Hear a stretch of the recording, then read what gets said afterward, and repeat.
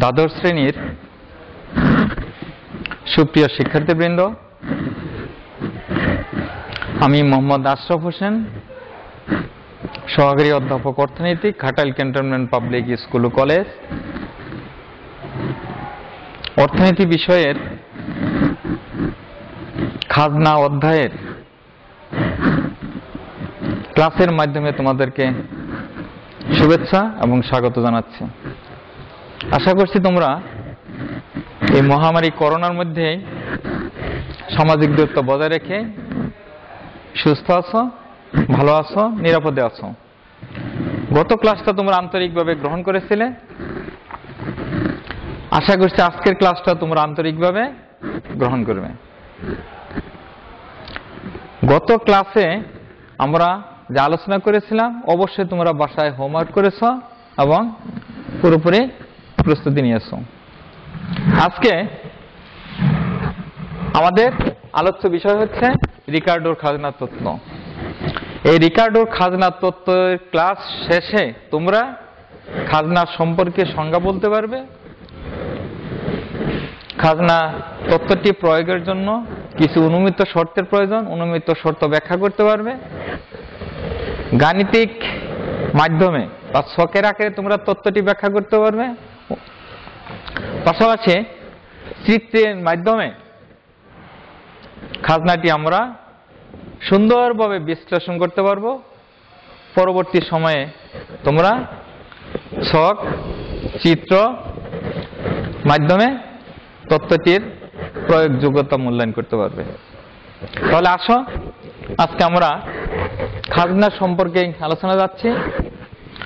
প্রখ্যাত অর্থনীতিবিদ David Ricardo 1917 সালের প্রথম দিকে খাজনা সম্পর্কে তিনি যে মতামত ব্যক্ত করেন, যে বক্তব্য উপস্থাপন করেন, তার সেই বক্তব্যটাকেই রিকার্ডোর খাজনা তত্ত্ব নামে অভিহিত করা হয়। তার মতে জমি অবিনশ্বর, জমির শুধু উর্বরতা পার্থক্যের পরিবর্তন ঘটে, জমির উৎপাদিকা শক্তির পরিবর্তন ঘটে।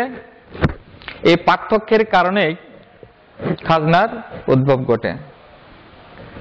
তিনি খাজনা সম্পর্কে যে বক্তব্য প্রদান করেন তার বক্তব্যটাকেই রিকার্ডোর খাজনা তত্ত্বের মূল বক্তব্য নামে অভিহিত করা হয়। আমরা দেখো কি পাচ্ছি মূল বক্তব্যে, খাজনা হলো ভূমির উৎপাদনের সেই অংশ যা ভূমির আদি ও অক্ষয় শক্তি ব্যবহারের জন্য ভূমির মালিককে প্রদান করা হয়। অর্থাৎ তাহলে আমরা কি পাচ্ছি, ভূমির আদি ও অক্ষয় শক্তি, অর্থাৎ ভূমির যে উৎপাদিকা শক্তি রয়েছে, ভূমি হচ্ছে একটা আদি উপাদান। সেই ভূমির আদি উপাদানে এমন শক্তি রয়েছে যাকে বলা হয় অক্ষয় শক্তি, অর্থাৎ উৎপাদিকা শক্তি। উৎপাদিকা শক্তি সময়ের পরিবর্তনে সবসময়ই থাকবে, কিন্তু হ্রাস বৃদ্ধি ঘটবে। রিকার্ডোর মতে এই ভূমির উৎপাদিকা শক্তির হ্রাস বৃদ্ধির কারণেই খাজনার উদ্ভব ঘটে, উর্বরতা পার্থক্যের কারণে খাজনার উদ্ভব ঘটে।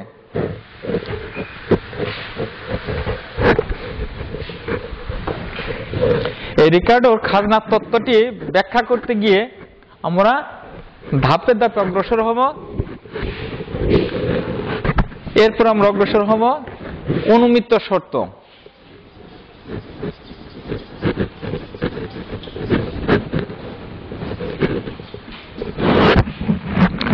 রিকার্ডোর খাজনা তত্ত্বটি কতগুলো অনুমিত শর্তের উপর নির্ভরযোগ্য। অর্থাৎ তিনি ধরে নিয়েছেন ভূমির যোগান সীমাবদ্ধ।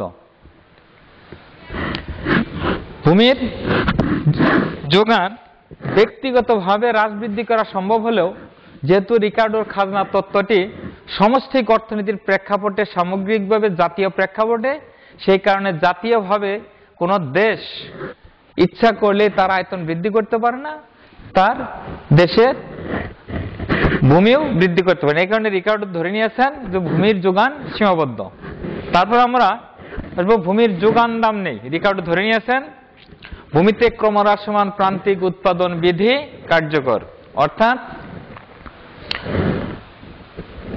উৎপাদিকা শক্তি ব্যবহার করতে গিয়ে ভূমির 1 একক বৃদ্ধির জন্য উৎপাদনের ক্ষেত্রে যে পরিবর্তন সূচিত হয় তাকে আমরা জমির প্রান্তিক উৎপাদিকা শক্তি বা প্রান্তিক উৎপাদন বলতে পারবো।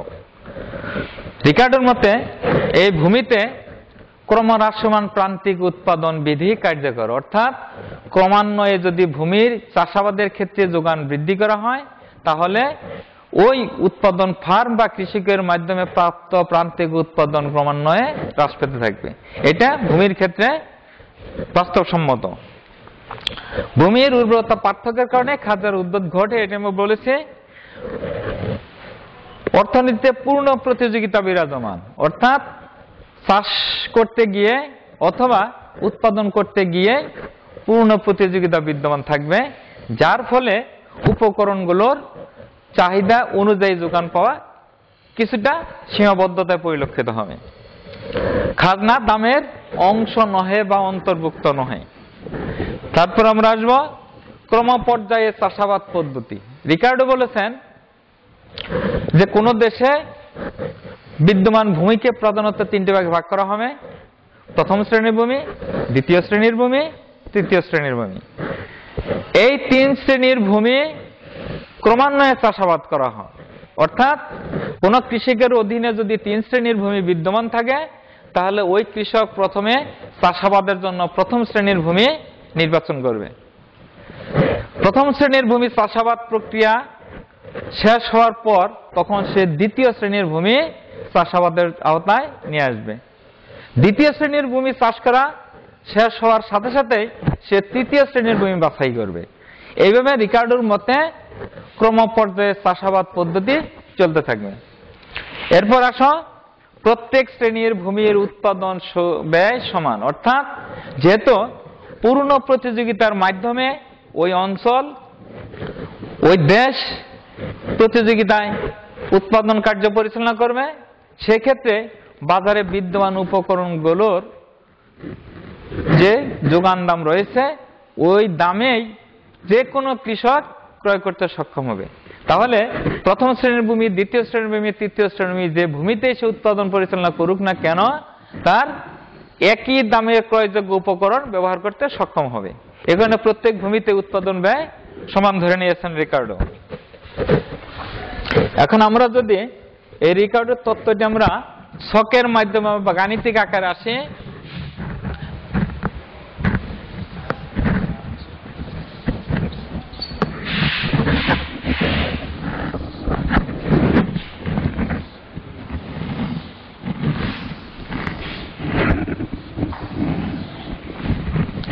তোমরা খাতা কলম বের করে সাথে সাথে তোমরা চিত্রাঙ্কন করে নেবে, ছক অঙ্কন করবে।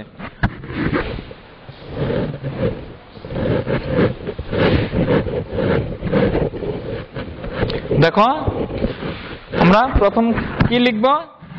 ভূমির শ্রেণী।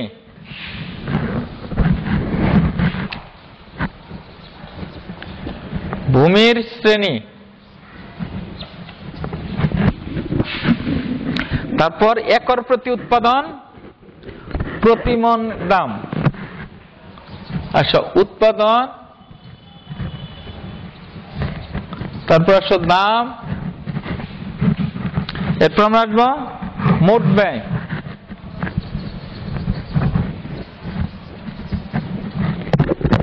মোট ব্যয় তোমরা উঠিয়ে নিবে সাথে সাথে। এরপর আসো মোট আয়,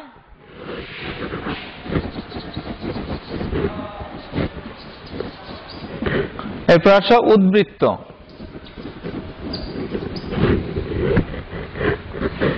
দেখো আমরা প্রথমে বলেছে যে রিকার্ডো ভূমিকে 3টে শ্রেণীতে বিভক্ত করেছেন।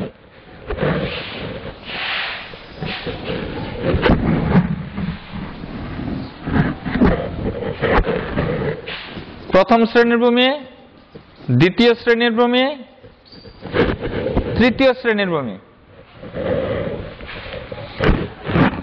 আমরা ধরে নেই যদি প্রথম শ্রেণীর ভূমিতে একর প্রতি উৎপাদন 60 মণ, দ্বিতীয় শ্রেণীর ভূমিতে একর প্রতি উৎপাদন 45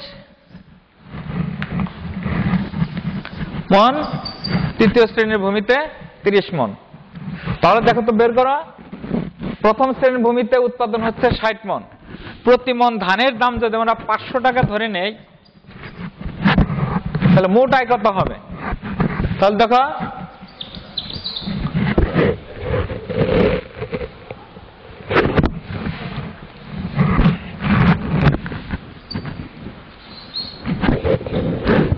$30,000 হবে। একইভাবে দ্বিতীয় শ্রেণীর ভূমিতে উৎপাদন ব্যয় সমান যদি আমরা 500 টাকা করে ধরে নেই, তাহলে দেখো কত আসবে, 22,500। তৃতীয় শ্রেণীর ভূমিতে 500 টাকা করে হলে আসবে 15,000।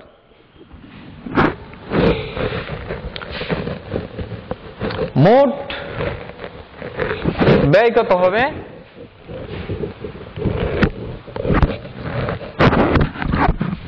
শর্ত অনুযায়ী আমরা ধরে নিয়েছি প্রত্যেকটা ভূমির উৎপাদন ব্যয় সমান, অর্থাৎ ধরে নেই প্রতি ভূমির উৎপাদন ব্যয় যদি 15,000 হয়, এখানেও 15,000, এখানেও 15,000। তাহলে দেখো, মোট আয় থেকে যদি মোট ব্যয় আমরা বিয়োগ করি, তাহলে উদ্বৃত্ত থাকে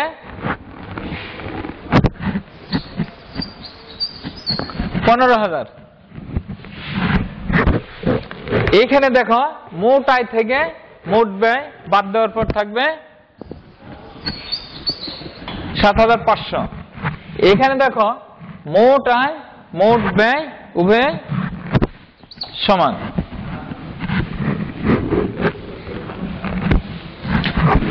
রিকার্ডোর মতে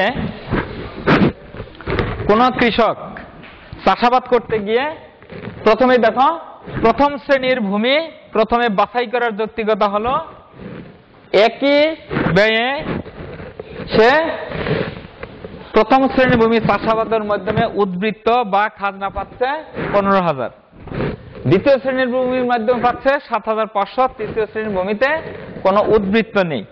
রিকার্ডোর মতে এর তৃতীয় শ্রেণীর ভূমি হচ্ছে উদ্বৃত্তবিহীন বা খাজনাবিহীন ভূমি। রিকার্ডোর মতে এই তৃতীয় শ্রেণীর ভূমির জন্য কোনো খাজনা নির্ধারণ করা উচিত নয়, অর্থাৎ উৎপাদনকারী বা কৃষক তৃতীয় শ্রেণীর ভূমির জন্য কোনো খাজনা প্রদান করবে না বা নির্ধারণ করা উচিত নয়। এই প্রথম এবং দ্বিতীয় শ্রেণীর ভূমির জন্য যে উদ্বৃত্ত 15,000 এবং 7,500 এর মাধ্যমে খাজনা নির্ধারিত হবে। তাহলে আমরা কি পাচ্ছি? প্রথম শ্রেণীর ভূমির মাধ্যমে খাজনার পরিমাণ 15,000, দ্বিতীয় শ্রেণীর ভূমির মাধ্যমে 7,500। এটাকে যদি পাশাপাশি আমরা এ শ্রেণীর ভূমি, বি শ্রেণীর ভূমি, সি শ্রেণীর ভূমি নির্ধারণ করি, তাহলে দেখা যাচ্ছে যে 3 শ্রেণীর ভূমির মাধ্যমে আমাদের উৎপাদনের পরিমাণ হ্রাস বৃদ্ধি ঘটে। তোমরা ভালোভাবে খেয়াল করো, এই বিষয়টি আমরা যদি আমরা চিত্রের মাধ্যমে স্থাপন করতে যাই,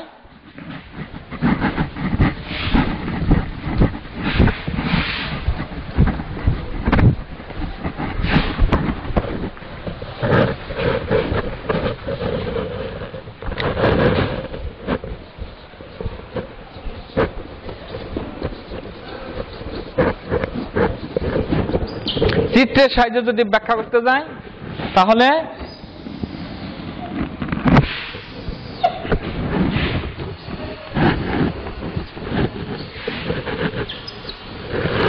লম্বককে উৎপাদনের মাধ্যমে প্রাপ্ত দাম আর ভূমিয়ককে ভূমি ল্যান্ড খাজনা। আমরা দেখো, এ শ্রেণীর ভূমি, বি শ্রেণীর ভূমি, সি শ্রেণীর ভূমি।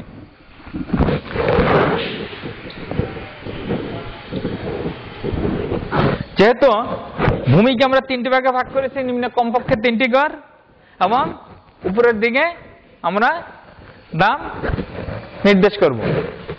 এক্ষেত্রে দেখো,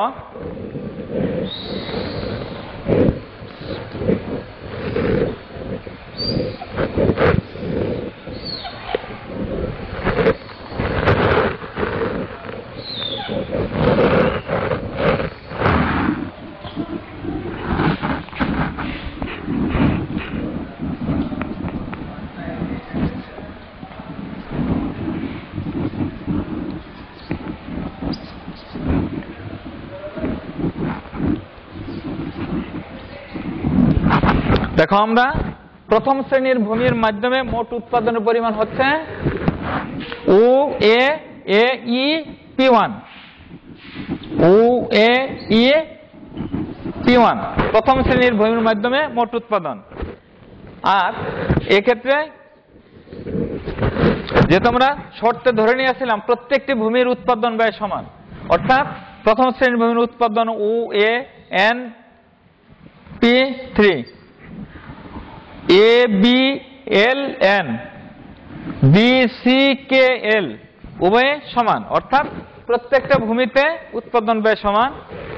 তাহলে দেখো প্রথম শ্রেণীর ভূমিতে উৎপাদন হচ্ছে ও এ ই P1 আর ব্যয় হচ্ছে ও A N P3 O A N P3।